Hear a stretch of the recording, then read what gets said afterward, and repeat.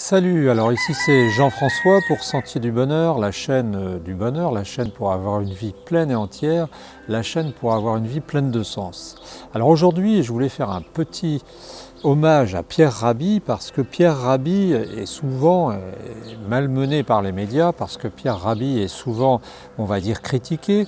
Maintenant, il s'est créé une sorte de doute face à Pierre Rabhi de la part de certains médias. Et en fait, on lui reproche plusieurs choses qu'on va voir, qu'on va passer en revue rapidement et qui sont finalement de menues choses par rapport à ce que Pierre Rabhi a apporté, on va dire, au paysage médiatique français et à l'individu en général. Alors, Pierre Rabhi, qu'est-ce qu'on lui reproche? On lui reproche deux, trois petites choses. On lui reproche finalement d'avoir un peu gonflé son CV, on lui reproche d'avoir finalement de s'être autoproclamé, je ne sais plus quoi, expert de l'ONU auprès du développement et de l'agriculture. Alors je ne sais pas trop ce qu'il a fait, mais peut-être, oui, a-t-il un peu augmenté son CV. Pierre Rabhi, on lui reproche aussi de prendre de l'argent quand il se déplace et quand il fait ses meetings. Ça me paraît quelque chose de tout à fait normal. C'est-à-dire que quand tu fais quelque chose, quand tu te déplaces, quand tu passes un jour à aller quelque part, quand tu passes la nuit à l'hôtel sans ta famille, c'est quand même normal d'avoir un peu d'argent. Pierre Rabhi, ce qu'on lui reproche encore, on lui reproche de parfois avoir des pratiques qui ne sont pas, on va dire des pratiques scientifiques. Par exemple, je crois qu'on lui a reproché d'avoir mis une vessie de cerf, ou je ne sais pas quoi, dans une de ses serres, ou tout près d'un de ses champs, parce que c'était un peu une pensée mystique.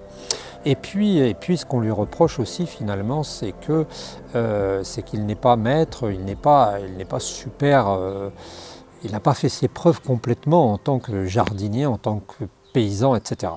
Alors je dirais que ça, selon moi, si nous vivons dans un pays qui a besoin sans arrêt d'avoir une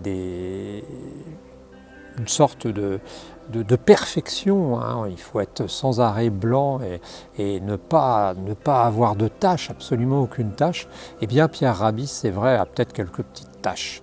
Mais à côté de ça, je pense qu'il faut voir l'immense apport qu'a pu donner cet homme à travers son œuvre, à travers son travail.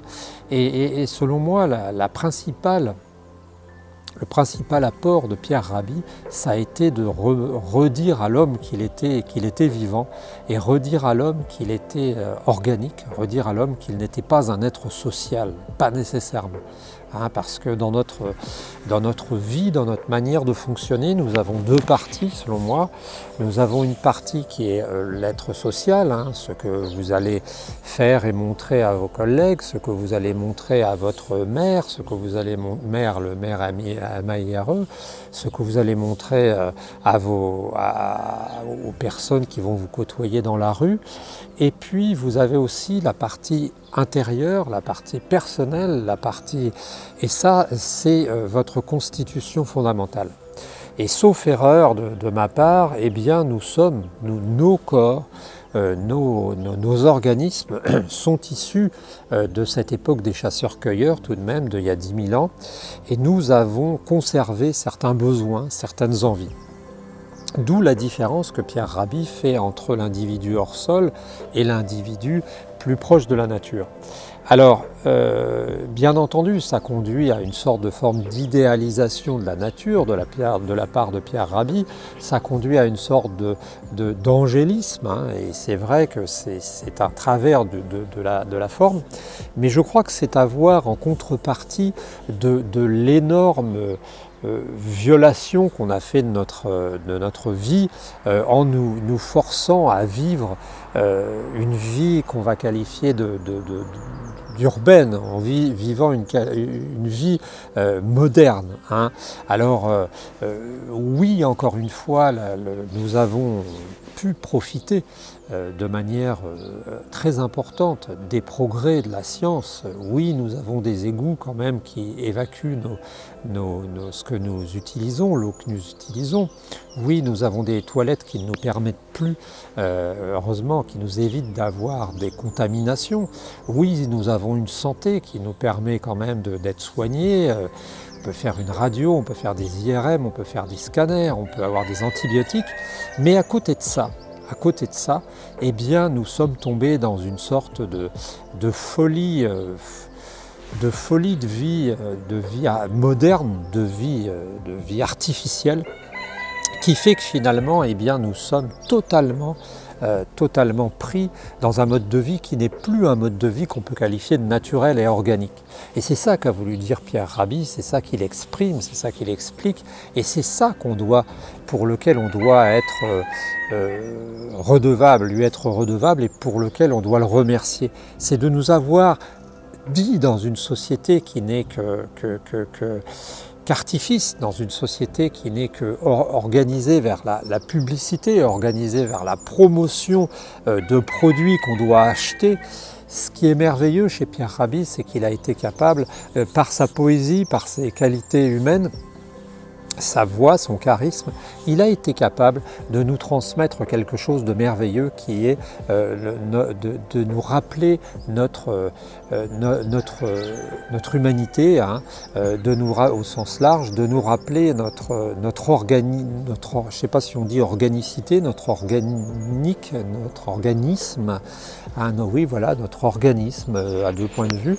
Et il a été capable, voilà, de nous dire que finalement les paradis artificiels qu'on nous propose, je ne parle pas de la drogue hein, seulement, je parle de la consommation, eh bien ne répondent pas nécessairement à un besoin profond. Voilà, c'était un petit hommage que je voulais faire à Pierre Rabhi parce que je pense qu'il a été malmené par certains médias. C'est devenu une star, oui. C'est devenu une référence, oui. Maintenant, qu'il ait des points négatifs, qu'il ait des points à discuter, eh bien c'est possible. Comme tout individu, hein, c'est un individu qui est un individu public, hein, qui est quelqu'un qui s'expose sur la place publique. Et cette personne-là, eh bien, toutefois, est fort utile. Et somptueuse, comme aurait dit Monsieur de Varjac, c'est un personnage somptueux, je pense, et nous devons lui rendre hommage. Hein. Espérons qu'il vive très longtemps, espérons aussi qu'il y aura des relèves, des nouveaux Pierre Rabhi dans la société, des types qui se remettront à porter des bretelles et puis des pantalons bleus de chauve délavés, et qui diront leur plaisir de dormir sur une natte et de manger frugalement, de vivre frugalement, et que tout n'est pas que non plus Ferrari et piscine et jet de luxe. Voilà, salut, n'hésitez pas à vous abonner, on se retrouve très bientôt sur la chaîne.